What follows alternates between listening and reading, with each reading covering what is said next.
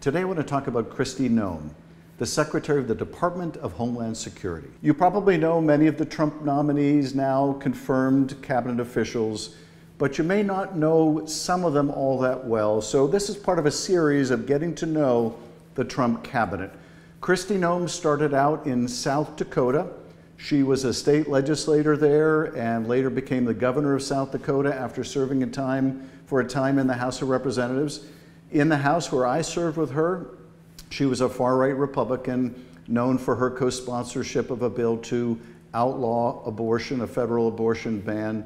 But she becomes governor, and among her notable episodes as governor, and something that would foreshadow things to come, was, well, this episode of reality TV. Here's Governor Noem on an official website doing an infomercial for her dentist. Well, hi, I'm Kristi Noem. I'm the governor of South Dakota and had the opportunity to come to Smile, Texas to fix my teeth, which has been absolutely amazing. For years, I have needed to have an adjustment to my teeth from a biking accident, and they have been absolutely phenomenal. Now, this infomercial goes on for almost 5 minutes. I'm not going to make you suffer through watching the whole thing, but this is done as governor on government resources. But perhaps even better known of her tenure as governor was her autobiography, where she made the revelation that she shot her puppy, a dog named Cricket, which she found not suitable for training and therefore suitable for killing. And here's how that story was broken by at least one news outlet. South Dakota Governor and Trump's potential VP pick, Kristi Noem, is being criticized for writing in her memoir about shooting her 14-month-old puppy, Cricket. But don't take it from Weekend Update alone. Here's Cricket number 7 in his own words. The dog was the problem. Barking, eating every day. Who does that? If she didn't kill him, I would. Wow, so you're Team Kristi. Team Kristi for life, for my very long life. Please, I love you, Kristi. So that story that she wrote about shooting her own dog may have cost her the vice presidency under Donald Trump. He then moved on to other candidates. There were other notable things about Kristi Noem's autobiography, mostly notable because they were just plain fabricated, invented, and false. There was, for example, the meeting with Kim Jong-un that Kristi Noem wrote about, except that she never actually met with Kim Jong-un.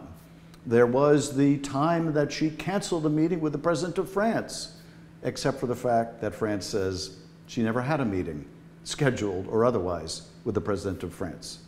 But the consolation prize for Kristi Noem was to be appointed the head of the Department of Homeland Security.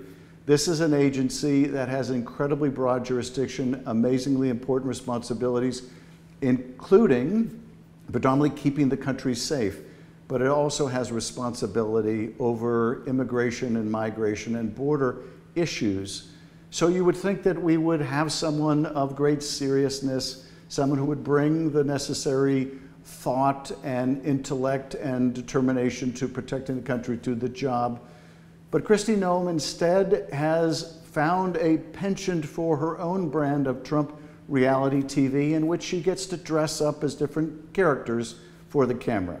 So here's Kristi Noem on horseback, acting like a Border Patrol agent. And here's Kristi Noem in a leather jacket pretending to be a co-pilot in a Coast Guard aircraft. Here's Kristi Noem wearing a bulletproof vest for what looks like an episode of Cops. And here's Kristi Noem in what I think is probably the most offensive episode of reality TV dress-up, standing in front of inmates at the El Salvador maximum security prison. Oh, and by the way, as she's using those prisoners as a backdrop, that watch on her arm, this one right here, that's a $50,000 Rolex, which is probably not what the costume designers had in mind for that particular shot. But it's not just her penchant for dress-up in reality TV that has characterized her tenure at DHS. Rather, it has been the draconian and cruel immigration policy of the department that she oversees, of the administration's policy.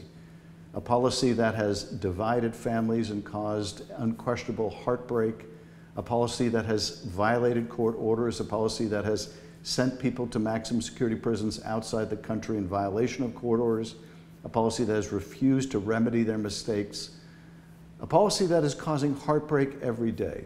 I've met with people who have been deeply and adversely impacted by Kristi Noem and the draconian policies of this administration. I've met with farm workers, young children of farm workers who've had their fathers taken away from them.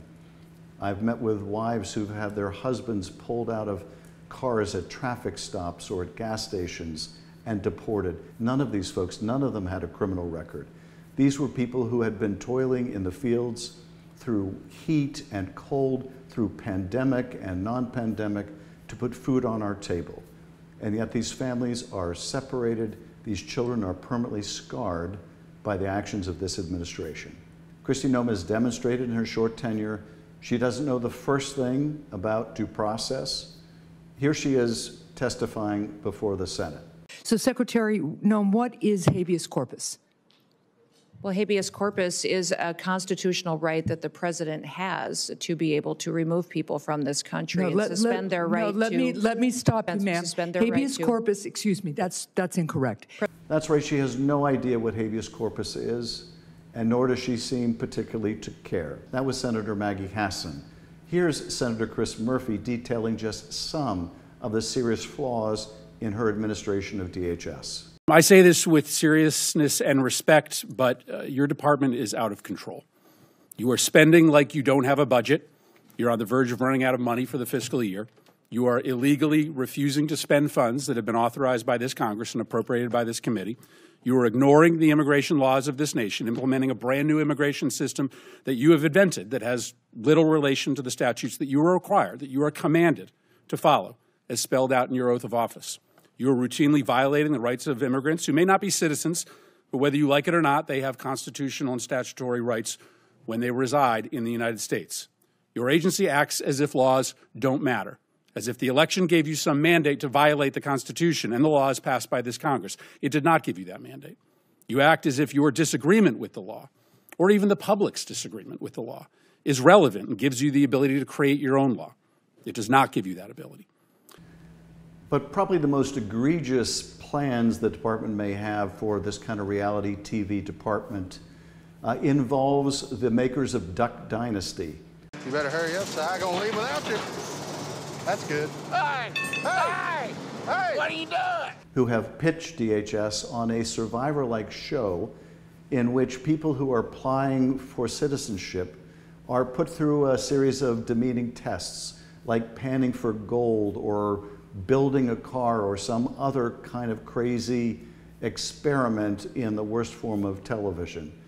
They would presumably pick people up at Ellis Island, put them on a train, test them in various ways. People would be eliminated from the train, and ultimately, I suppose, the train arrives at the destination of citizenship. Only Kristi Noem would consider such a warped idea as that one. So her tenure at DHS has been characterized by cruelty, has been characterized by lawlessness. Yes, it's been characterized by these bizarre dress-up sessions, but most particularly, it has nothing to do with keeping America safe. All right, it just seems underneath it like you're a little scared. Scared? I'm not scared. I have a great life. She gets me so many toys. She even got me one of those dog button mats you can press to talk. Check it out.